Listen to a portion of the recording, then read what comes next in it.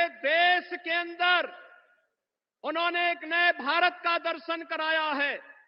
उत्तर प्रदेश के विकास में जो तत्व बाधक थे, उन बाधाओं को दूर करा करके उत्तर प्रदेश को नेतृत्व और मार्गदर्शन दे करके आज नए भारत के नए उत्तर प्रदेश को हम सबके सामने प्रस्तुत किया है।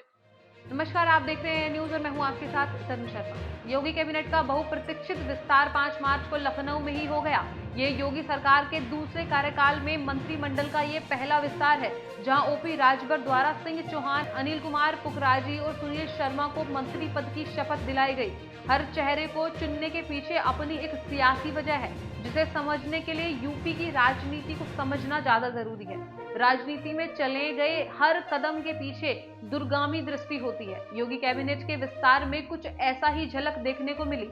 हर चेहरे को चुनने के पीछे अपनी एक सियासी कहानी है। इन 4 चेहरों की बदौलत बीजेपी पूरब से लेकर पश्चिम तक राजनीतिक निशाने साध रही है। राजभर और दारा सिंह चौहान जहां पूर्वांचल में संतुलन बना रहे हैं, तो वहीं सुनील कुमार और अनिल कुमार पश्चिम उत्तर प्रदेश में बीजेपी के मिशन को एक नई रफ्तार देंगे।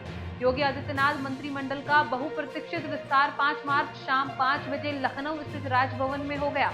ये योगी सरकार के दूसरे कार्यकाल में मंत्रिमंडल का ये पहला विस्तार है, जहां ओपी राजभर, दारा सिंह चौहान, अनिल कुमार पुकराजी और सुनील सिंह को मंत्री पद की शपथ दिलाई गई। पिछले साल जुलाई में सुभाष के दोबारा एनडीए ने शामिल होने और योगी सरकार के पहले कार्यकाल में वन मंत्री रहे दारा सिंह चौहान के सपा छोड़ भाजपा में वापसी करने के बाद भी मंत्रिमंडल विस्तार को लेकर अटकलें लगाई जा रही थी। ओम प्रकाश राजभर पूर्वी उत्तर प्रदेश के कई जिलों में राजनीतिक प्रभाव रखने वाली अति पिछड़ी राजभर जाति का प्रतिनिधित्व करते हैं। वहीं दारा सिंह चौहान का संबंध पूर्वांचल के कुछ जिलों में खासी तादाद में मौजूद लोनिया चौहान बिरादरी से है। हाल ही में एनडीए का घटक बने रालोद को भी मंत्रिमंडल में जगह दे एनडीए ने लोकसभा चुनाव के दृष्टिगत अपने सामाजिक आधार को और मजबूत करने की कवायद की है। वहीं गाजियाबाद की साहिबाबाद सीट से विधायक सुनील शर्मा को योगी कैबिनेट में जगह देकर ब्राह्मण वोट बैंक को साधने की कोशिश की गई है। इस कदम का फायदा पश्चिमी उत्तर प्रदेश में भी देखने को मिलेगा। योगी आदित्यनाथ मंत्रिमंडल में मुख्यमंत्री और दोनों उप मुख्यमंत्रियों समेत 18 कैबिनेट मंत्री, 14 राष्ट्रीय मंत्री, स्वतंत्र प्रभार और 20 राज्य मंत्री हैं। इस तरह मंत्रिमंडल के सदस्यों की कुल संख्या 52 है। नियमानुसार मंत्रिमंडल के सदस्यों की अधिकतम संख्या 60 हो सकती है। ऐसे में अभी 8 और सदस्य इसमें शामिल किए जा सकते हैं।